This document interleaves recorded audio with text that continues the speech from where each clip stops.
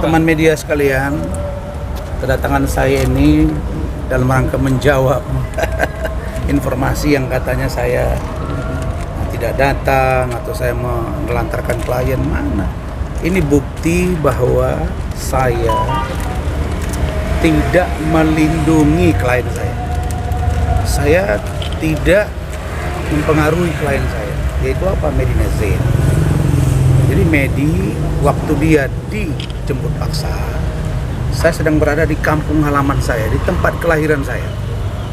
Dan saya apresiasi kepada polisi karena polisi mereka ketika akan menjemput paksa di kediaman Medina di Bandung bersama dengan Lukman Azhari ada di situ.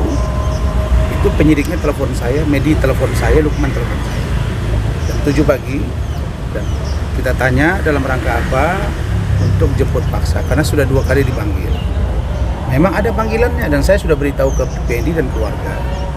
Dan Medi memang dalam proses controlling sekali dalam 2 minggu.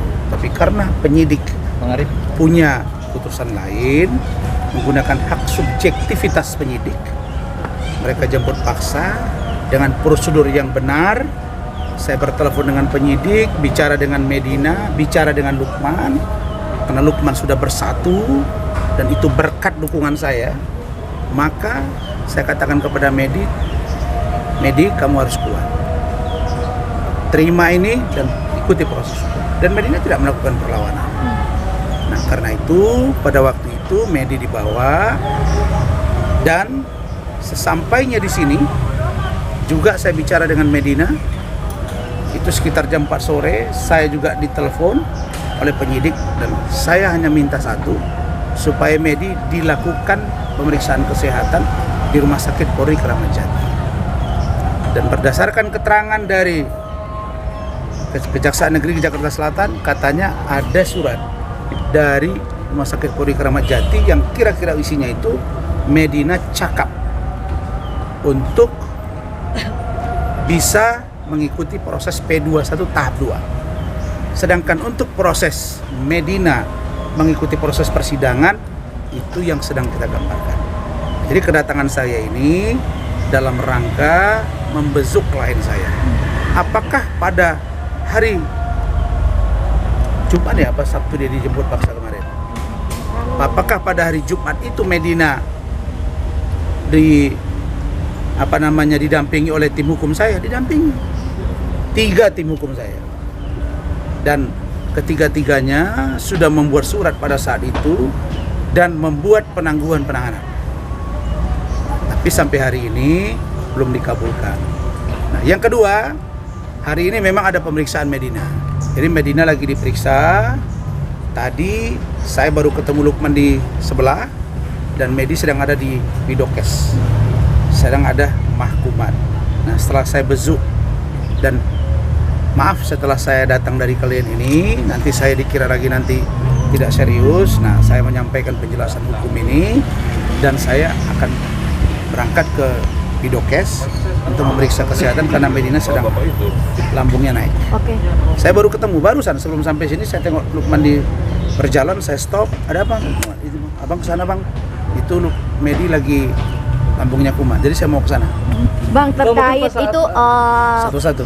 Terkait hasil dari pemeriksaan Polri kan waktu itu kan abang bilang kondisi Medi bipolarnya sedangkan di Polri itu kondisinya baik-baik saja. Ini gimana nih bang? Secara keseluruhan Medina itu masih dalam tahap pengawasan dokter dengan controlling sekali dalam 2 minggu. Mama Medi kan orang kesehatan juga, suka menangis berkali-kali dan minta disuntikkan. Ada 1 obat yang itu nanti yang akan saya beritahu ke penyidik supaya disuntikkan obat itu. Dan kita akan tetap berharap supaya Medi di-check up kembali, baik psikis maupun kesehatan yang lain, supaya dia siap menghadapi persidangan. Yang kemarin dinyatakan cakap itu ketika Medi di P21 tahap 2. Tapi kalau sudah diproses seperti ini, diperiksa, kemudian nanti di persidangan, kalau Medinya tidak sehat, maka jawabannya bisa lantur dan dia bisa sakit. Kalau dia pingsan tiba-tiba kan dihentikan. Sedangkan dalam proses hukum itu harus benar-benar orang yang diperiksa. Kan ditanya, orang ikut sidang, ditanya kan, Apalagi terdakwa ditanya oleh majelis, apakah saudara sehat? Apakah saudara mengerti dengan apa yang sedang disidangkan? Ya, kalau dia menyatakan tidak sehat, kan sidangnya nggak jalan-jalan. Jadi ini jawaban saya. Jadi sudahlah, yang mengatakan Razman tidak peduli kepada kliennya. Terus kemarin ada yang bilang katanya saya tidak tampil-tampil. Loh, saya sudah tampilkan. Itu bukti bahwa saya banyak klien. Saya nangani beberapa orang klien saya di luar sana yang juga harus saya tanggung jawabi. Dan saya tidak tiap hari bahas. Makanya kalian tanya, kalau saya nangani klien kemana-mana, tanya tuh Hotman, ngapain aja di tiap hari sekarang? Kan gak ada dansa-dansa lagi tuh. Paling sudah tutup, tanyain tuh, ngapain aja dia? Ya, itu ya. Bang, saat Cukup ya? Saat Medina dijemput dan ditahan, itu sempat komunikasi apa aja sih Bang sama Abang, Bang? Saya komunikasi jam 7 pagi ketika akan dijemput dari rumah, kita teleponan. Medi, Lukman dengan penyidik. Sampai di sini jam 4 sore juga komunikasi. Cuma info dari Lukman ke saya, Bang, untuk cek sebenarnya terkait dengan kesehatan Medi belum maksimal. Nah, itulah yang saya akan datang pendampingan ini, sekaligus nanti kita akan beritahu dan memberikan surat agar Medi diperiksakan kesehatannya. Nah, saya kemudian menghimbau, uji flow dia, sudahlah, kan Medi sudah ditahan, ngapain lagi di posting di Instagram, kelihatan masih ada dendam-dendaman. Begitu juga dengan Marissa Ica, kan juga klien saya Marissa Ica, urusan Tiara Marlin dengan Emma Waroka, sudahlah, ya kan bukan prestasi kita itu. Kalau misalnya orang bermasalah, kecuali saya nih secara pribadi prinsipal nggak cocok dengan Richard Lee, itu lain. Tapi kalau klien dengan klien, kita punya klien terus dia masuk, nggak usah lah. Saya juga nangani kasus laporan Vicky Prasetyo kok, yang sudah naik sidik sekarang dengan salah satu laporan dia. Nggak perlu kita cuap-cuap, nanti aja tunggu bagiannya gitu ya. Saya kira itu ya. Bang, Bang, beredar tapi CCTV, ya. beredar CCTV Medina dan Marissa Ica pas mediasi itu gimana Bang?